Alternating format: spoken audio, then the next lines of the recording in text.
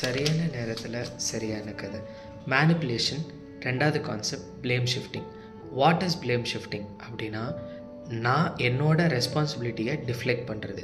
நான் ஏதாச்சும் ஒரு தப்பு பண்ணிட்டேன் அப்படின்னா, என் மேலே தப்பு இல்லை, இவங்க மேலே தான் தப்பு, அவங்க மேலே தப்பு, இதனால தான் ஆச்சு, அதனால தான் ஆச்சு அப்படின்னு சொல்லிட்டு இன்னொருத்தவங்க மேலே வீண் பழி சுமத்துறது.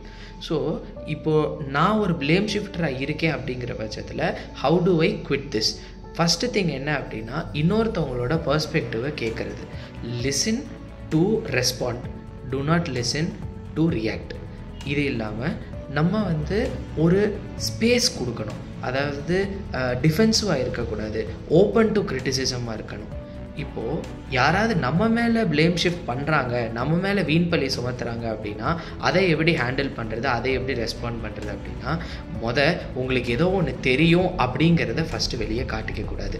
ரெண்டாவது விஷயம், அவங்க கூட கான்வர்சேஷன் ப்ராப்பராக மெயின்டைன் பண்ணோம் அப்படின்னா, ஒரு பாயிண்ட் ஆஃப் டைமில் அவங்க சொல்கிறது தப்புங்கிறத ஆக்சுவலாக அவங்களே ரியலைஸ் பண்ணிடுவாங்க.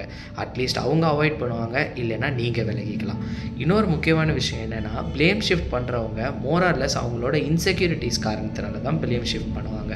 ஸோ நம்ம அண்டர்ஸ்டாண்டிங்காக இருந்தோம்னாவே அந்த சிச்சுவேஷன்லேருந்து நம்ம தப்பிச்சிடலாம். சரியான நேரத்தில் சரியான கதை. நாளைக்கு பார்க்கலாம்.